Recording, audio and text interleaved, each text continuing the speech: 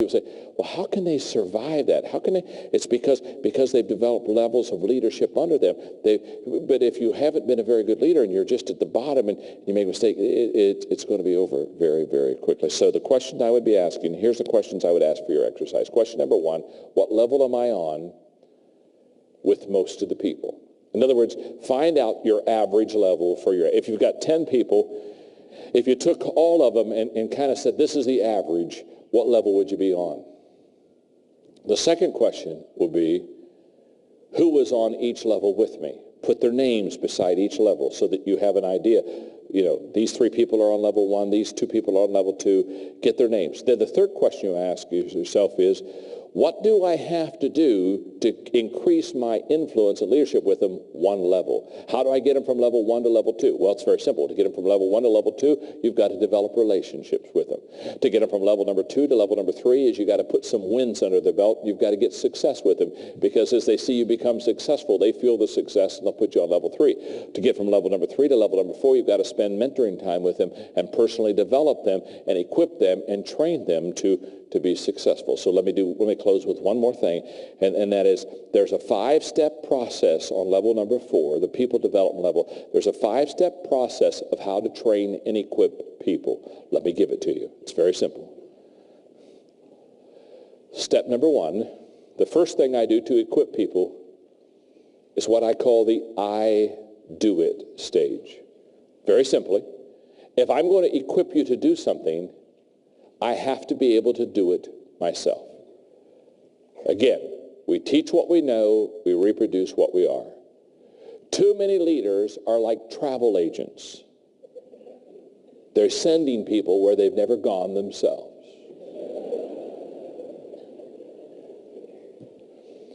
You need to be a tour guide leader. Tour guides say, get on the bus. I've lived here all my life. I'm going to show you people and meet people and things that I've experienced all my life. Be a tour guide leader, not a travel agent leader. So level number 1 in equipping people is I do it. Level number 2 is I do it and you are with me. The greatest way to train people is by modeling. The greatest motivational principle in the world is people do what people see. Stanford research says 89% of what you and I know today, we know because we saw someone else do it. We saw it visually first. 89% is visual learning, 10% is audio learning, and 1% is through the other senses. So, I do it is stage 1 of equipping. I do it and you're with me as stage 2. You're watching me. I'm modeling for you. I'm the example. I'm showing you how to do whatever this is I'm training you to do. Step number 3 is you do it and I'm with you.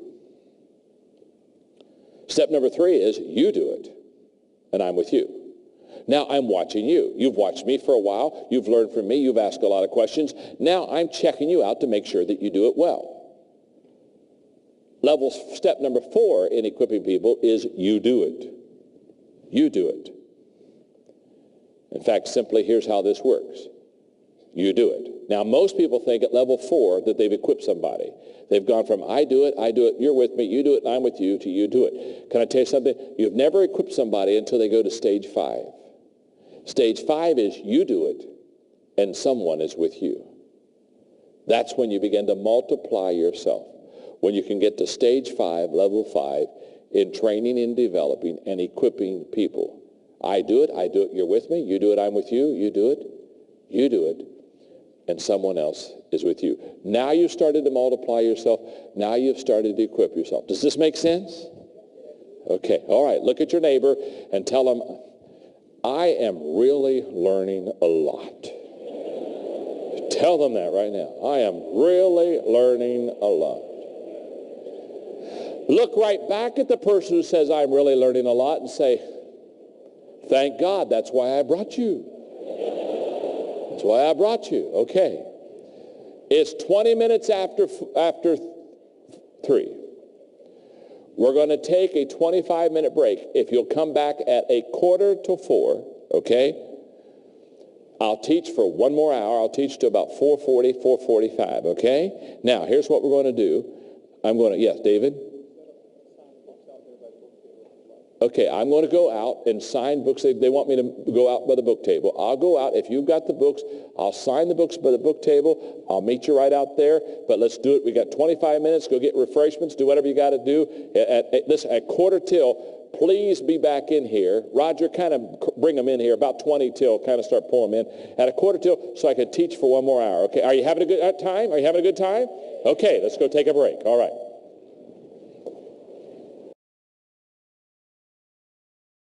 Thanks, man. Thank you very much. Thank you. Thank you very much. How we doing? Have you got one more session left inside of you? Now, let me just say a couple of things here, because there are a whole bunch of people still out there, and they're going to be coming in for the next 5 minutes, I know.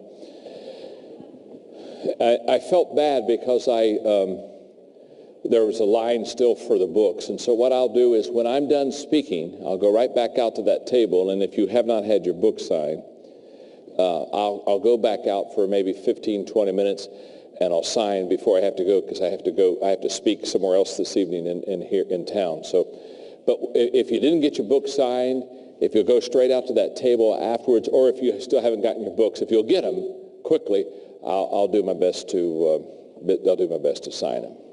Okay. Boy, I wish I had time for Q&A so that you could ask questions about things I've taught today. But as I wrap up and I come into my last session for the next 45 minutes, there is so much I want to teach, and there's such a limited amount of time. And so I'm kind of working through what do I want to kind of give you that can really add value and help you. And I think what I want to do is, first of all, I want to say that what I just lectured on, the 5 levels of leadership, the Power Group, it's the group or the Power Events, the group that has sponsored this, they do corporate seminars on the 5 levels of leadership on my material. This is major use throughout the United States. In fact, I just did a major webcast with Microsoft throughout all of America. And if you would be interested in having them come to you and teach for 2 days the 5 levels of leadership, they have a corporate training called Developing the Leader Within You. If you just go out there to wherever their place is and tell them you're interested in corporate events, they'll be glad to give you that information. So I hope that many of you do that. If you want to know more about the 5 levels of leadership, since I didn't have time to really teach all of it that I would have liked to, it's in my book. It's a whole chapter in my book called Developing the Leader Within You. So if you have that book, you can get a little bit more of because during the break I was having people say, boy, I'd like to add a little bit more on the 5 levels of leadership and influence. Okay. What I would like to teach now, in fact, I may try, I did so well with this, I may try again here.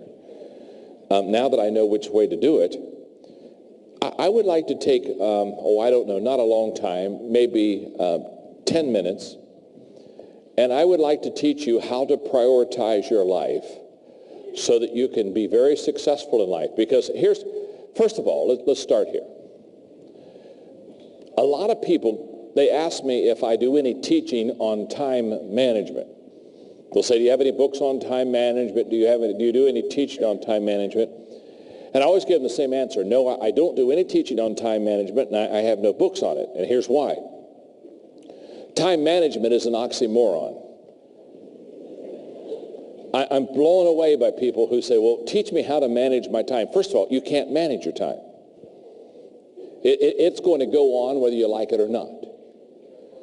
So I don't teach time management, but when people want to make the best use of their time, I teach priorities.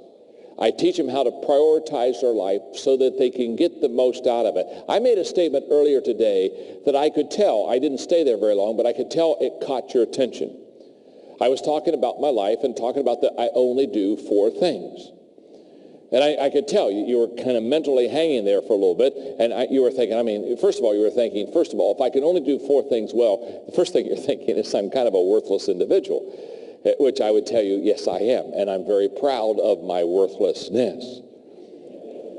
In fact, I tell people all the time, I'll say, no, you don't want me. I'm worthless there. No, I'm worth, oh, no. It's amazing how much time you'll free up if you just declare you're worthless.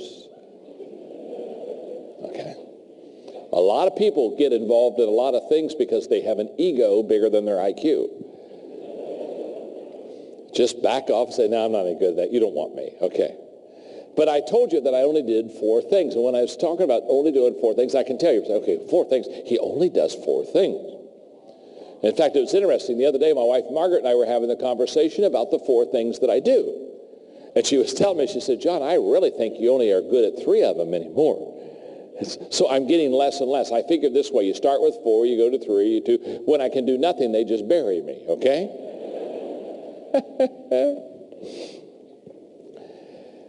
Many years ago, I'm talking about 1972, when I was working on a business degree, I had this course that taught me the Pareto principle. And it's not my principle, but it's a principle that in 1972 I had in a business course, and I said to myself, I am going to learn this principle because this can change my life. And for 30 plus years, I have learned and lived by the principle I'm about to teach you about priorities. And it's very simple. And if you can get me back on the overhead, let me see if I can just kind of put this together for you for a second. On a piece of paper, I want you to do the same thing that I'm doing right now. I want you to have 2 columns.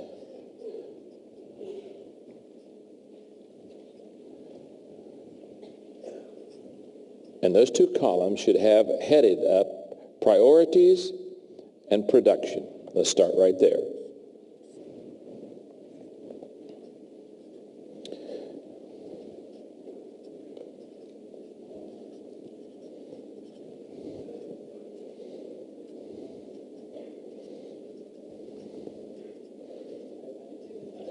Now, Pareto was the guy that taught what we call the 20-80 principle.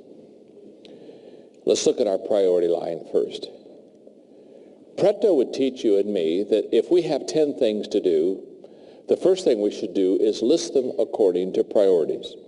Put number 1 as number 1, put number 2 as number 2. The least important of all should be number 10. Now, Pareto says if we prioritize correctly the 10 things that we need to get accomplished, here's what he says. If instead of doing all 10 of those things, we just do the top 2. And on a piece of paper, do exactly like I'm doing. This is a visual teaching. So he says, if we have 10 things to do, but we only do the top 2 of those 10 things, here's what he says. We will get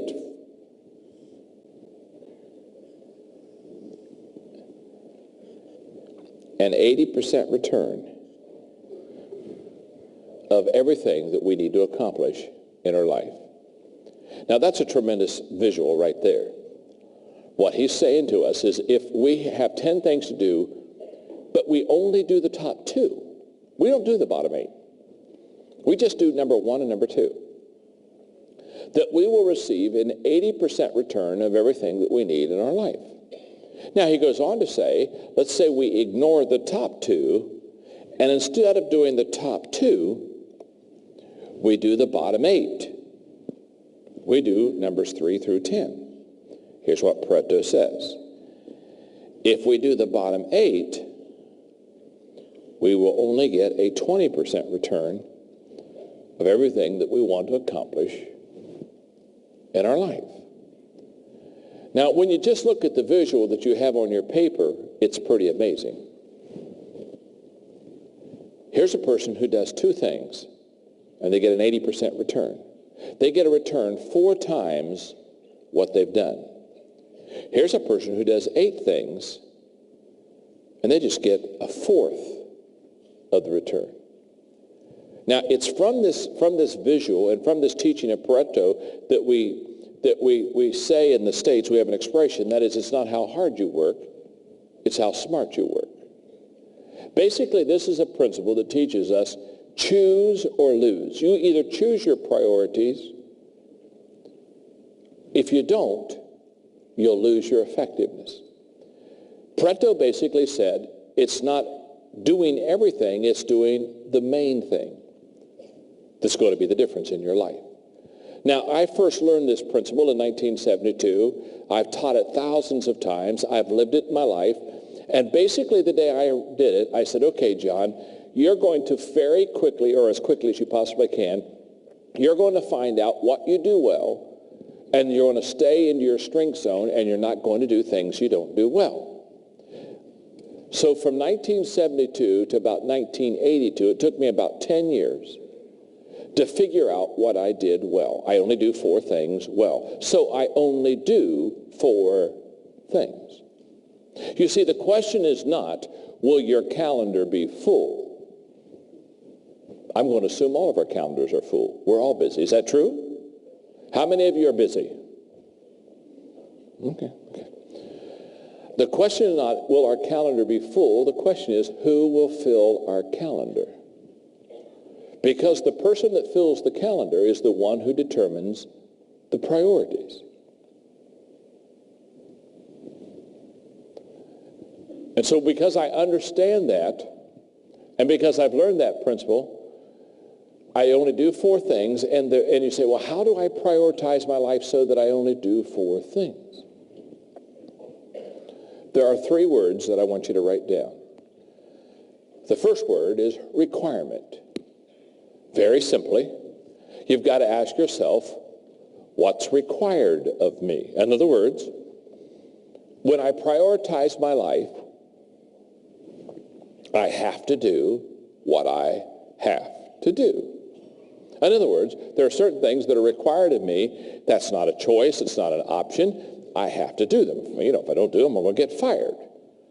So when you get your priorities together, the first question you ask yourself is, what's required of me? Now, I do that continually. In fact, when I am applying for some kind of new job or new contract or whatever it is, one of the things I do is I sit down and I ask them this very simple question. What do I have to do that no one else can do except me? That's a huge question. In other words, what do I have to do that I have to do? No one else can do it. I can't train somebody to do it. I can't equip somebody to do it. I can't develop somebody to do it. I can't empower somebody to do it. I can't delegate somebody to do it. In other words, I have to do this, because whatever it is that you have to do that you cannot give to someone else, train somebody else, develop someone else to do, whatever that is, you're going to have to do it. So the first thing in settling your priorities is what's required of me. That's the word requirement. The second word is return. What gives me the greatest return? Simply stated, when I do something that I do very well, it brings a huge return back to me. It brings a huge return back to my organization. Now that gets me to the 4 things that I do. Because after 10 years, from 72 to 82, after asking myself, asking people, searching, looking at what I was doing, I came to the conclusion within 10 years that there are 4 things that I should spend my life doing, and I should not spend my life doing anything else but these 4 things. Now, I'm going to give you the 4 things, but they only help you in light of helping you know how to do this. They don't help you in light of the fact these are not going to be your 4 things. In fact, for you, it may be 3 things. It could be 5 things. I don't know. But these 4 things I have looked at, and these are the ones that really, that I'm good at. So my 4 are, I lead, I create, I communicate, and I network. Those are the 4 things I do. I'm a very good leader, so I lead. I'm very creative. That's why I'm always writing. I'm just a creative thinker. There's nothing I love more than being by myself with a legal pad and a pen, just thinking thoughts and creating. So I'm good at creating. I'm good at communicating. So I do a lot of communicating. That's what this whole day is set aside basically for me to communicate. And I enjoy meeting friends and networking and trying to put together partnerships. Now, those are the 4 things I do well. I lead, create, communicate, and network. Now, what that means is those are the 4 things that I do. If you looked on my calendar, you would find that that's all that's on my calendar as far as business is concerned. I'm either spending time creating, or I'm spending time communicating. This has been a day that's been set aside for several months now. This is a day I'm going to be at KL, and I'm going to communicate today. I'm either communicating, creating, leading, or networking. And that's all that's on my calendar. I do nothing else. I'm going to come back to that in just a moment. But let me go back to the 3 R's, because I've only given you 2. And the melancholies are starting to get nervous. They're saying, you know, there's another one in there. I know there is. Where's the R word? The R. The first word is requirement, what's required of me. The second word is return, what gives me the highest return. The third R is reward. What is rewarding to me? Because one of the things I've discovered about prioritizing my life correctly is this. If I don't enjoy doing it, I'll stop doing it. Sooner or later, I'll find a way not to do it. Now, what you want to do is you want to get everything lined up so what is required of you and what gives you the greatest return also gives you the greatest reward. Can I tell you how good you can get at this? When what is required of you, what gives you the highest return, and what gives you the greatest reward are the same things, you will be highly successful in life. I guarantee it. Now, let's go down to prioritizing our life, and let's go to a teaching that I think is very important. What I'm about to say is a paradigm shift for you. And your tendency is when I say it, it will be to emotionally disagree. And I just want you to know that's okay. You can do that. You have a right to be wrong. Okay. I'm kidding you. My name's John. I'm your friend. What I'm about to say, though, goes against everything, basically, that we've ever been taught. And the reason I know that is in the States, this is major.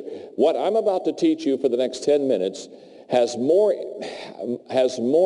impact upon probably a mass group of people than anything that I've ever taught. So hang with me, fasten your seatbelts, and listen to me very carefully.